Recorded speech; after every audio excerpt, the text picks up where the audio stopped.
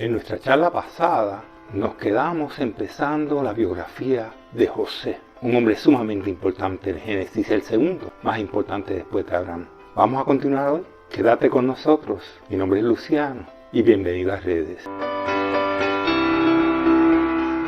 La narración sigue de José hasta el final de Génesis. Es una intensa que acoge a los sentidos, bien detallada, magistral. Pero veamos, en nuestra charla pasada habíamos dejado a José en el medio de la cárcel. También habíamos visto cómo José había sido tentado por la esposa de Potifar y vemos algunas características de esa tentación.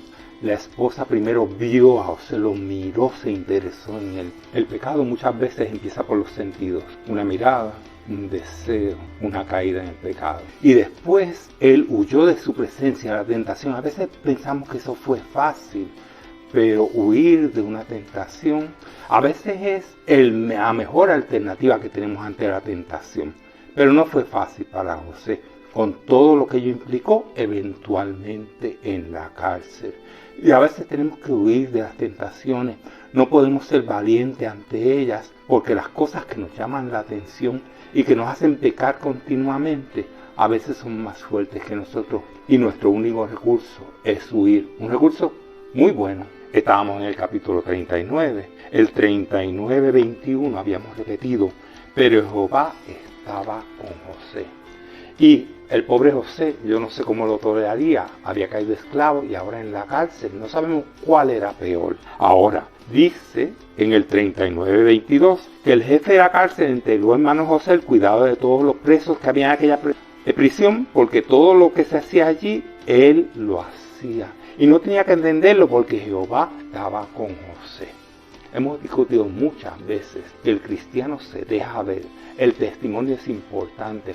José, aunque era un hombre joven, era un hombre maduro, tenía dominio propio y brillaba donde quiera que estaba. No se dejaba amilanar por los problemas o con amargura y simplemente trabajaba, posiblemente confiando en el Señor. En todo este relato es interesante saber cómo los hermanos de José le quitaron y destruyeron una túnica de nobleza. Sin embargo, nos dicen algunos comentaristas que no pudieron quitar la nobleza del corazón de José. El capítulo 40 nos cuenta que el faraón tuvo un problema con su copero y con su panadero y los encerró en la cárcel.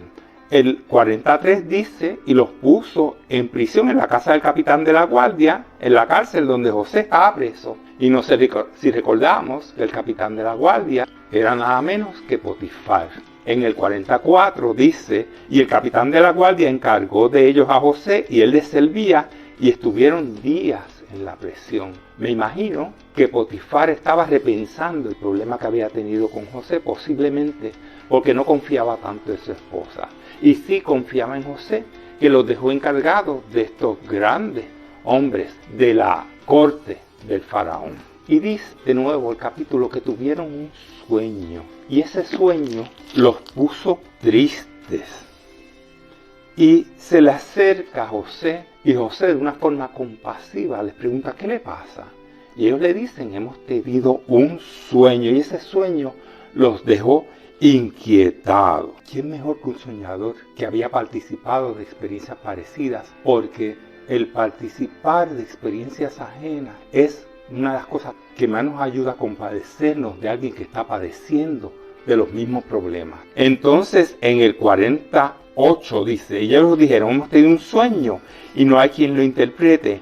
Entonces le dijo José, no son de Dios las interpretaciones, contádmelo ahora. El soñador le dio la gloria a Dios y le dijo, el Señor les puede decir e interpretar ese sueño. Y le pregunta al copero, y el copero le cuenta que vio una vid con 3 sarmientos, de los 3 sarmientos él se acercaba con sus copas y llenaban las copas. Él interpreta el sueño y le dice que dentro de 3 días el faraón lo iba a sacar de la cárcel y lo iba a bendecir, regalándole su posición y volviéndolo a reinstalar. Entonces le dice otras cosas a José. Le dice, en el 40:14. Acuérdate pues de mí cuando tengas ese bien y te ruego que uses conmigo de misericordia y hagas mención de mí al faraón y me saques de esto. Y sigue diciendo en el 15, porque fui hurtado de la tierra de los hebreos y tampoco he hecho aquí porque me pusiesen en la cárcel. No hace alusión a porque está allí, pero le dice que es inocente. Cuando ve esa interpretación de los sueños del panadero, el panadero también se apresta a decirle su sueño. Él le dice que sueña que hay 3 canastas y la canasta del medio está sobre su cabeza con una serie de manjares y vienen aves y pican y comen de los manjares que están sobre la canasta de su cabeza. Él le dice que ese sueño también pasará en 3 días, pero que desgraciadamente el faraón le iba a quitar la vida en 3 días. Y dice el 40:20 que al tercer día, que era el día de cumpleaños del faraón, el rey hizo un banquete y alzó la cabeza del jefe de los coperos y el de los panaderos. Hizo volver a su oficio al jefe de los coperos y mató al jefe de los panaderos, lo ahorcó. Y dice el 23 que el jefe de los coperos no se acordó de José, sino que le olvidó. Y el copero olvidó lo que le había pedido José. ¿Qué prueba para José? Todavía no llegaba a su liberación. Dios le guardaba algo más, pero lo discutimos en la próxima. Te invito a que le des like, a que te suscribas, a que me envíes algún comentario. Hasta la próxima.